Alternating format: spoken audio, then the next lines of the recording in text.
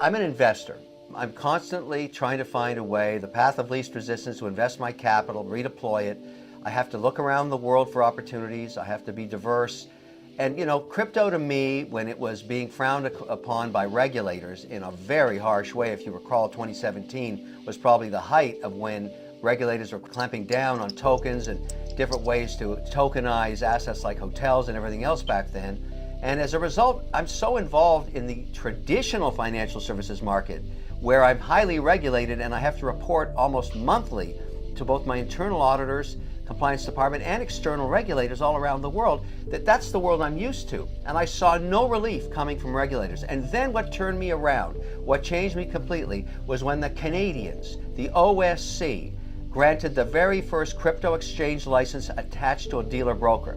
A compliant platform. It wasn't rogue anymore. They told Canadian citizens you can transfer your cash out of your bank into this centralized wallet and you can trade Ethereum, Bitcoin, and slowly more and more coins were added. Then they announced in Canada the very first Bitcoin ETF. Then they announced the very first ETF that was for Ethereum. They were moving forward with policy that was regulated.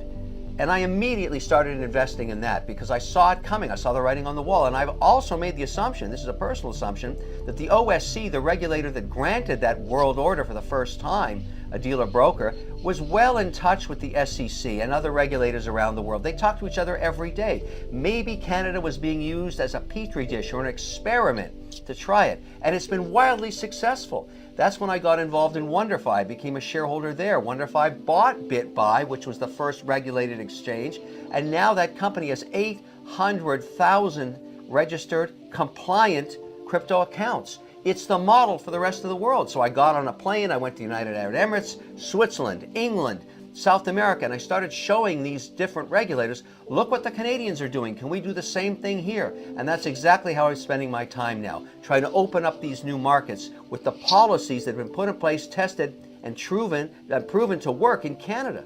What's happened to me is I've been layering in now for 36 months. I started at 2.5%, went to 7, then we went past 15. Now in portfolio theory, if you're running, a mandate such as a sovereign fund, let me give you the rules by which those big boys play. And I'm using the same philosophy for crypto. We have 11 sectors in the S&P 500. Portfolio theory would tell you never more than 20% in any one sector, never more than 5% in any one stock or bond. That's diversification, and that's basically how 99% of sovereign wealth is managed by indexers like me and many others that are like me.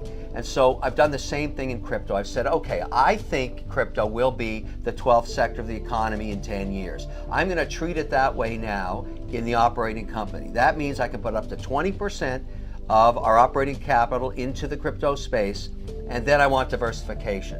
So I've basically done exactly that. My largest holdings right now are Ethereum and Bitcoin. That's not a big surprise, but I also have a big position in USDC, big position in FTX as an equity, which is a private company, and then on down. Polygon, I got involved with Sandeep. I liked his story. I met him in Dubai, trying to reduce gas fees on top of Ethereum. Makes a lot of sense for India and other countries like that, like what he's doing. I bought a piece of that. Love what's going on in the Serum project, Solana. I'm a big fan of what Sam Bankman-Fried is doing. These things all make sense to me, but in the proportions of diversification.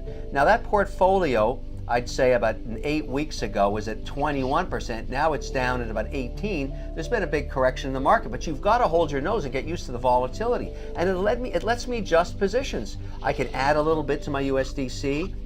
My compliance department doesn't consider USDC a money market or a proxy for cash. They consider it a highly volatile equity. That's because of what's been going on in stablecoins. So I'm limited to a 5% weighting there, and I'm trying to get some policy while I'm here in Washington.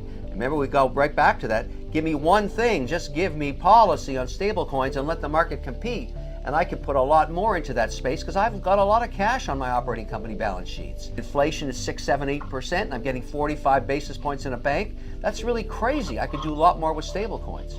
That's a challenge. You can't get your compliance department on board because they say, show me the policy. Well, there is no policy. That's the problem. Is it FDIC insured? We don't have that yet. We've really got to get this stuff nailed down. That's why I keep telling everybody, get behind policy, because you're going to get a whole lot more capital into this space. There's 52 billion already in USDC. Tether's out there, that broke a buck, so I can't touch that. And of course, Luna was insanity. Well, we now know algorithmic-based stablecoins, well, they don't work so well, do they? So the market will figure that out, and they'll basically adjust accordingly based on risk and return.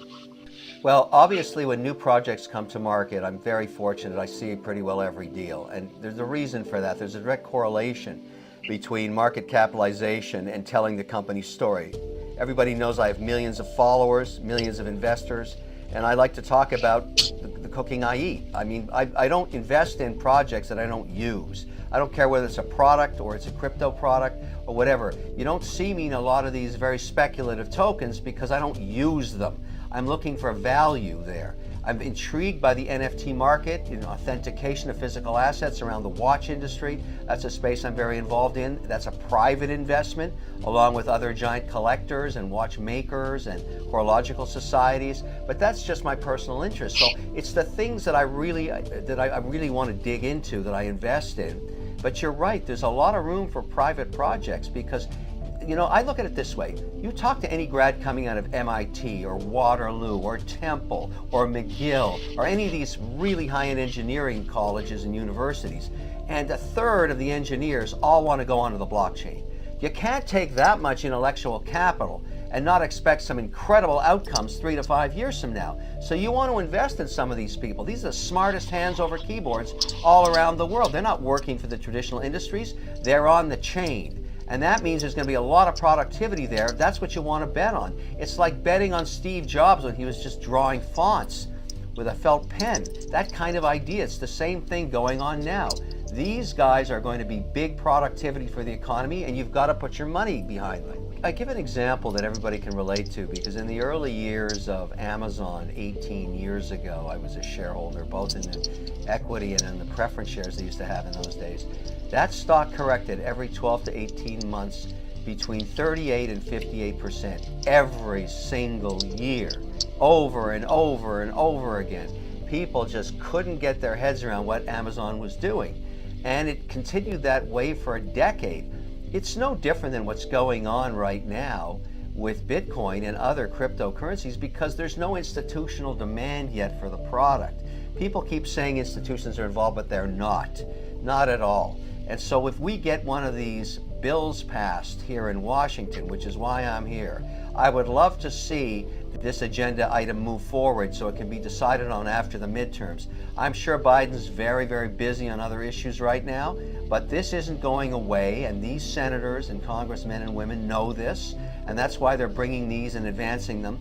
All of these senators are all over cable TV today talking about this bill dropping, and it's not the only one. And certainly many of them will be discussing it in the weeks ahead. But the point is, as an investor, do you want to be ahead of this or behind it? Because I think what happens is you get a binary increase in the value of crypto the minute people even sense policy.